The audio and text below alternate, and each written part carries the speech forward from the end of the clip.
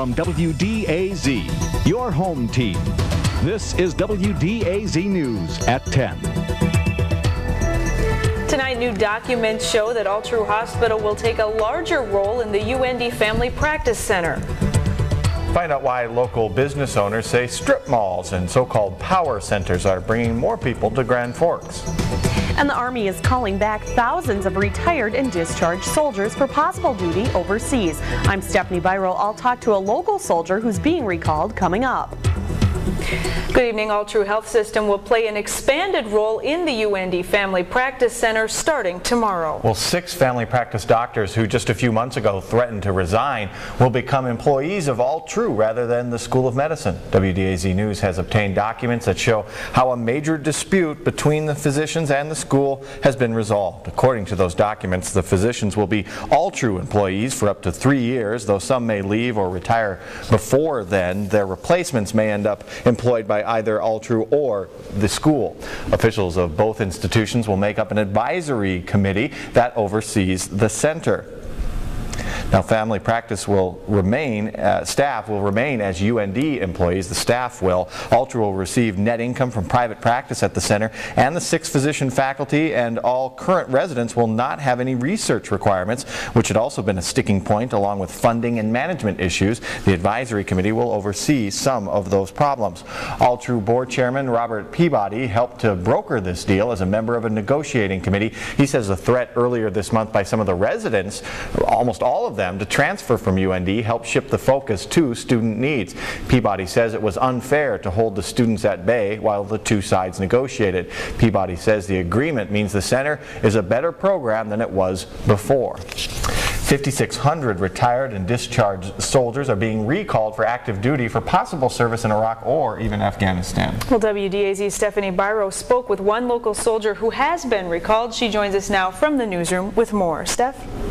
Cassie Milo, former enlisted soldiers who did not serve at least 8 years are eligible to get a callback. It's part of the Army's plan to fill vacancies in Army units. The members of the Individual Ready Reserve are given 2 options: volunteer to join a reserve unit of their choice or be called up for duty somewhere else. What do you think about that? Damon Reynolds got a phone call about a month ago telling him he was being recalled. I don't want to go back. I can understand. I mean, I've been out a year and I really don't want to go back in, but I signed a contract stating that I would do 2 years in active duty, and it's one of the hazards of the job, you could say.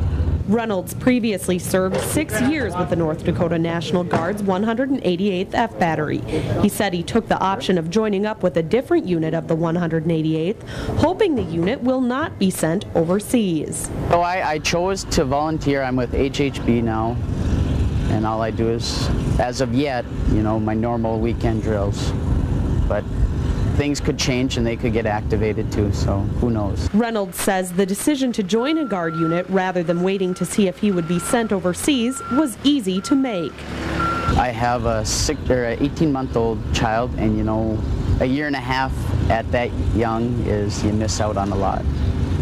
Reynolds will complete his contract next summer. If the National Guard unit has joined is not called up before that time, he will be finished with his duty. If the unit is deployed, Reynolds will remain with the unit until its active duty is complete. The Army plans to bring the soldiers on active duty in phases from this July to December 2004. They will be assigned to mobilized Army Reserve and National Guard units. All right, thanks, Steph, reporting from the newsroom. Well, a doctor at a hospital in Fallujah says that 4 people were killed and 10 wounded in the latest U.S. airstrike on the city. American military officials say they targeted a suspected hideout of a terrorist leader. In the country he once ruled, Saddam Hussein is now a criminal defendant. He's been formally transferred into Iraqi legal custody in preparation for tomorrow's court appearance by Saddam and 11 of his top lieutenants, but his trial on war crimes charges is still probably months away. And short-term interest rates have been pushed up 0.25% by the Federal Reserve, which hopes to keep the economy and inflation in check. Experts say another modest increase may be on tap for August. The Fed made clear that more drastic moves would be made if needed. A rape trial involving a mentally disabled Fargo woman has started in Sioux Falls, South Dakota. 22-year-old Gail Erickson took the stand during the opening day of David Sukup's trial. She testified today that Sukup drove her from North Dakota to Sioux Falls, where they stayed with some of Sukup's friends. She said she told Sukup she didn't want to have sex and asked him to stop, but she says he refused. In his opening statement, defense lawyer Scott Carlson said Erickson willingly went with Sukup to Sioux Falls. He said they had planned to get married and had consensual sex. An attempted murder charge against a Larimore man has been reduced. 43-year-old Paul Byron Hebert was charged with attempted murder after a March 13th shooting at his home in Larimore. Police say after Hebert shot 38-year-old John Axvig in the leg, he then held police at bay for 5 hours. Hebert's attorney, Steve Light, says Hebert will now plead guilty to 2 counts of reckless endangerment instead of being charged with attempted murder. After the incident, John Axvig was treated and released from Altru. Hebert will be in court next week to accept the plea bargain. The body of a 79-year-old woman has been found in Hallock, Minnesota. Authorities say that the body of Celia Smolek was found in some trees of the south branch of the Two Rivers spillway last night. Kitson County Sheriff Kenny Hultgren says the body was spotted by a carnival worker. The sheriff says he does not suspect foul play. Authorities believe the cause of death was drowning, but they say they're trying to determine the circumstances leading to it. Well, strip malls and power centers, or a cluster of stores, are being built in Grand Forks. Old Menards store, the old Sears store, and the Bronson property are all being populated with smaller stores instead of big retailers, and business owners say that's bringing more people to Grand Forks. WDAZ's James DeGelder reports. Menards is turning its old building into a strip mall with 9 tenants. Pat Flynn, director of sales for Menards, says the new strip mall will offer their new facility more parking and also create the opportunity for cross-shopping. We're going to feed off the Menards, but we're all going to be able to work with each other and develop our businesses in a more coordinated effort versus us trying to do it all by ourselves. Whedon also has a Supercuts going into the strip mall near Ralph Engelstedt Arena and 2 other stores currently in strip malls. Whedon, along with the manager of the Grand Cities Mall, says strip malls and power centers are becoming the trend because people want the variety and the convenience. It's all about traffic, and so you need the big stores with the discount stores and the corporate names to get the traffic to come in. So it helps everybody, the interior stores in the mall that are destination stores. The president of the Grand Forks Chamber of Commerce says the greater variety of stores stops people from going elsewhere. It allows people also to develop and expand existing businesses or try their hand at creating a new retail venture here in our community. I don't believe that it's taking from the existing market, but rather creates an opportunity for us to expand the market. Small business owners say they like strip malls because they can get prime retail space to maximize profits. In Grand Forks with photographer Dave Llewellyn, James DeGelder, WDAZ News.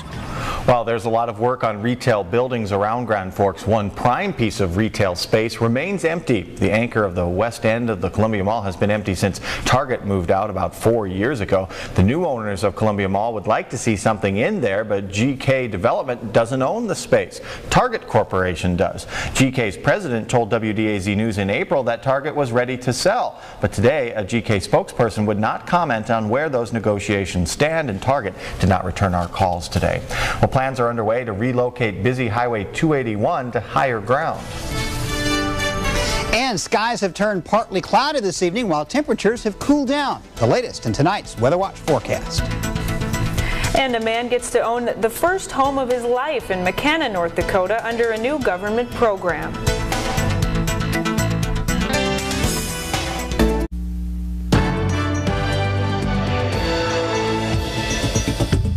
Your home team news continues live with Cassie Walder, Milo Smith, meteorologist John Wheeler, and Pat Sweeney Sports. Alan Larilla always wanted to own his own home, but because he was disabled and on a limited income, he didn't think that dream could come true. But today near McKenna, North Dakota, it did. Larilla applied for the United States Department of Agriculture single-family loan program, and after being accepted, he chose a home in McKenna near his job at Grand Forks Air Force Base. Well, without this program, I never would be able to afford to buy a home, or, you know. I think it's a good program. It's going to benefit a lot of people who want to own a home, but they just can't afford to buy one of their own. If you would like to see if you're eligible for the USDA's program, contact the Office of the Grand Forks Housing Authority. Highway 281 near Minnewacan has been through some tough times this spring because of the rising water of Devil's Lake. On days when the wind blows from east to west, highways often crash over the roadway. Earlier this spring, the damage was so severe that 281 had to be closed. Large chunks of asphalt were torn up and dead trees blocked traffic. The highway has since reopened and a number of projects have kept the road passable. And plans are now underway to relocate 281 to higher ground. But Minnewacan Mayor Mike Avery says it's vital that 281 remain open because it's a lifeline for several communities. Some people not happy with the new route because the road will no longer pass through Minnewacan, but supporters say drivers will be able to access it via Main Street. The 4th of July is this Sunday, and many of you will likely be firing off fireworks that night. Jerry Breyer from Generous Jerry's Fireworks says he's seeing more families than teenagers coming in this year. He says families with loved ones overseas this 4th of July may have more of a patriotic meaning. With the Iraqi war, that may have something to do with it. You know, people are patriotic. I think the average American thinks in terms of that it's an American thing to do, you know, to celebrate the 4th of July, our founding.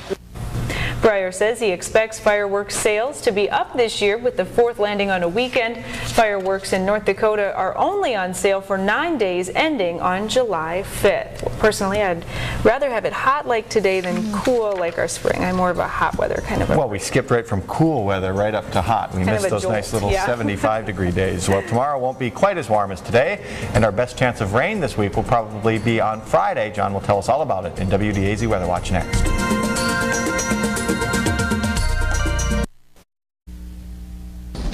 Good evening. Tonight, our WDAZ-8 Weather Watch headline, the sun. We had another beautiful sunny day today, but this evening, skies began to cloud over, at least become partly cloudy, and we've sort of lost our clear skies, but it looks like the dry weather will last for at least another day. After that, I'm not making any promises as we head toward the end of the week. Skies have not exactly turned overcast, but a few clouds have drifted in out of the west, much thicker clouds way out to the west and covering parts of South Dakota, Montana, and western North Dakota, and there are a few scattered showers way out to the west as well. You can see them coming out of Montana, and some widely scattered storms stretching across southern South Dakota all the way into the Twin Cities area. A little line that's made it almost as far north as about Watertown, South Dakota, and out west a few showers have made it almost to the North Dakota border. These are slowly pushing in our direction, but the air locally is just too stable, too dry, a little bit too cool to allow for any storm growth in our area for tonight.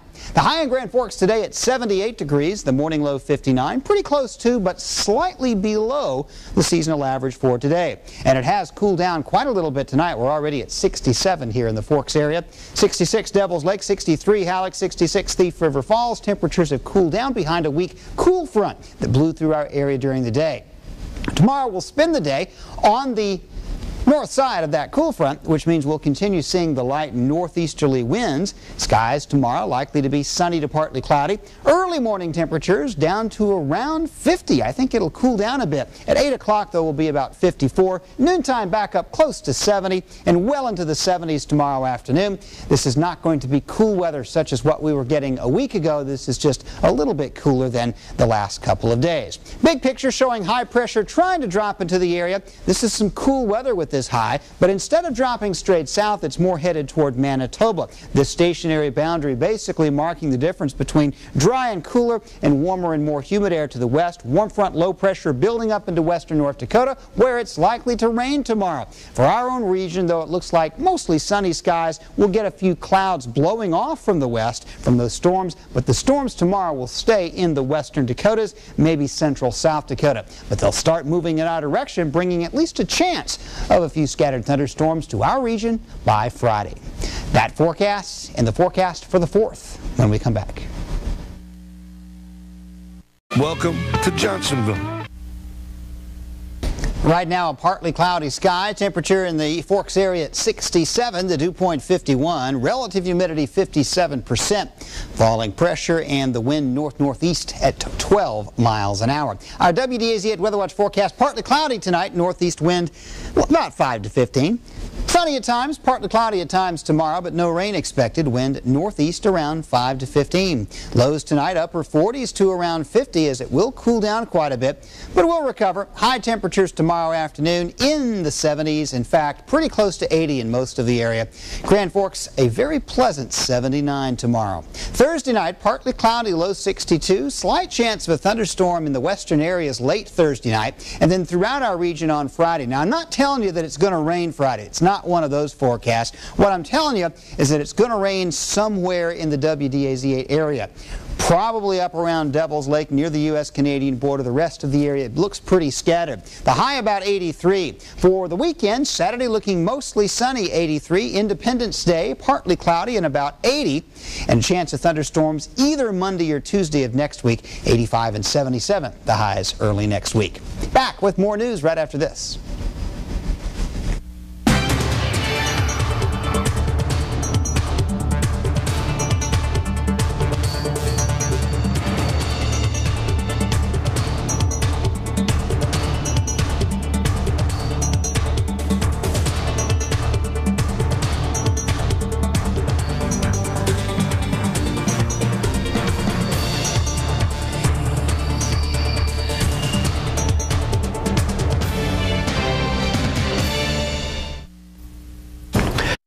Tomorrow on WDAZ News at 5, one man's dream of becoming a riverboat captain comes true. We'll see you tomorrow at 5.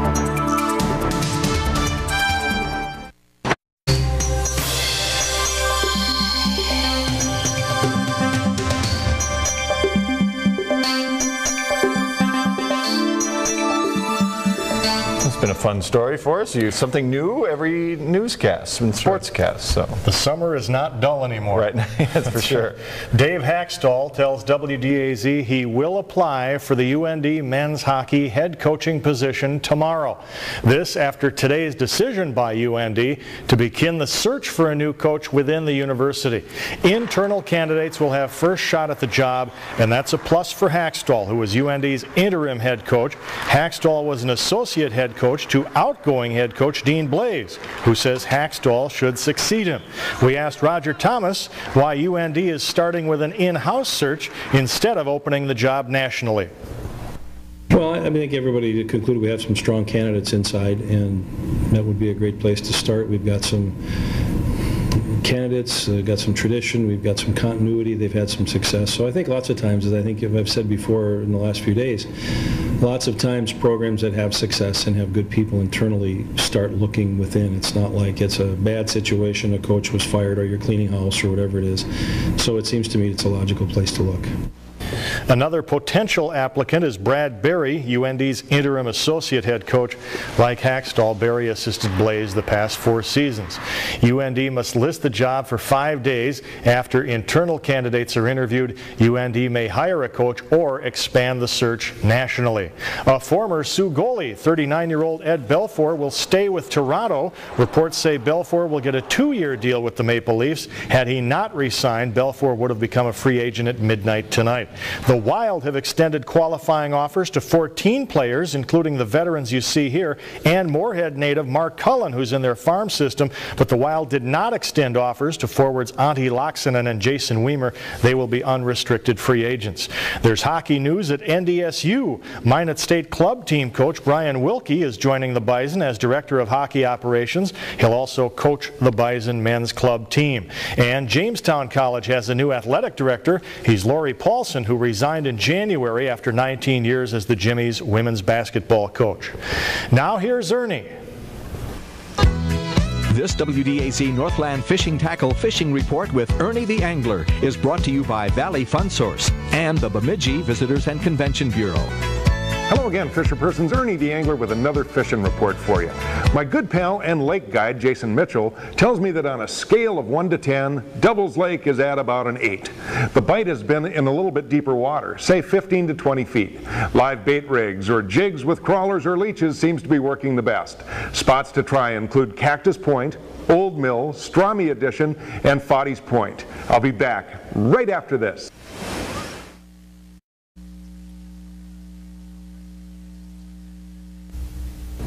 Walleye fishing on Bemidji area lakes has improved a bit with the warmer weather. Lakes Bemidji, Irvin, Cass, and Black Duck have all had average bites. Winnie is still the hottest. Try a leech or a crawler in 18 to 22 feet. Big pike in that 20-pound class continue to be hitting on Red Lake, while bass fishing is picking up as they move out to a bit deeper water on the weed beds. It's a 4th of July weekend, so be extra careful on the roads and on the water. Until next week, this is Ernie the Angler reminding you to take a kid fishing.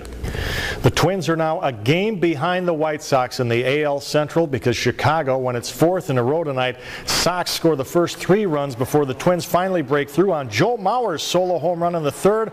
Mauer with 2 home runs tonight. This one makes it 3-1, but in the 4th, Paul Konerko sends Brad Radke's fastball over the center field fence for his 20th home run. 4-1 White Sox. Twins tied in the 5th, though. Christian Guzman with a 3-run homer off Freddie Garcia, making his Sox debut.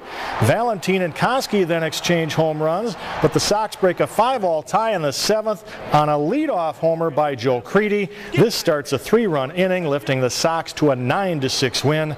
The Twins have lost 4 in a row. In Legion Ball, Grafton splits with the Grand Forks Blues. Langdon takes a pair from Drayton. Midway Minto beats Park River twice, and Harvey splits with the Devil's Lake JV. Men's quarterfinals at Wimbledon, top seed Roger Federer outs Leighton Hewitt in 4 sets. 2nd seed Andy Roddick sweeps Sheng Shalkin. Croatian Mario Oncic upsets the British favorite Tim Henman in straight sets. Sebastian Grosjean also advances. And in women's play, top seed Serena Williams smokes 7th seed Jennifer Capriati 6-1, 6-1. 4th seed Amalie Mauresmo needed 3 sets to reach the semis. 2-time Indy 500 winner Al Unser Jr. is retiring as a driver at age 42. Unser says driving is no fun anymore, and he feels he's no longer competitive.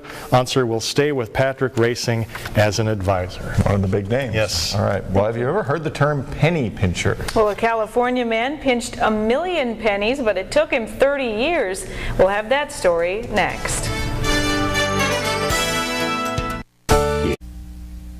Our WDAZ Weather Watch Wake Up Cast, sunrise at 5:33 tomorrow. Skies tomorrow morning I think will be partly cloudy, kind of cool early on, close to 50 degrees at sunrise time, 56 at 7, 59 at 9, but you won't need a jacket. The day will warm up nicely. It's not cool like it was a week ago. Afternoon high for Grand Forks at about 79 degrees.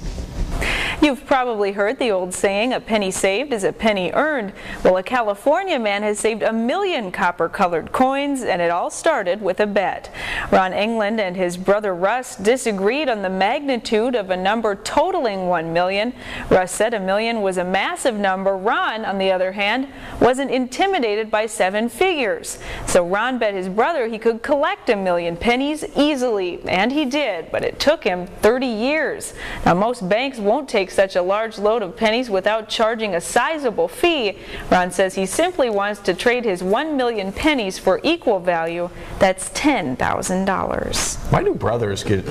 Some brothers get into huge bets like that. That just seems... But look at that one paid off. He's got $10,000 now. Yeah, he spent 30 years. And he was going to retire, so that'll come in handy. My brother and I bet things like, I bet you can't eat that whole plate of lasagna. Now that's a good bet. You get to sit and eat. If we started saving now, we'd be rich by the time we were... That's only $10,000. I mean, not only, but he did it for... Well, I mean, richer than we are right now. We're not rich. Thanks for joining us. Good night.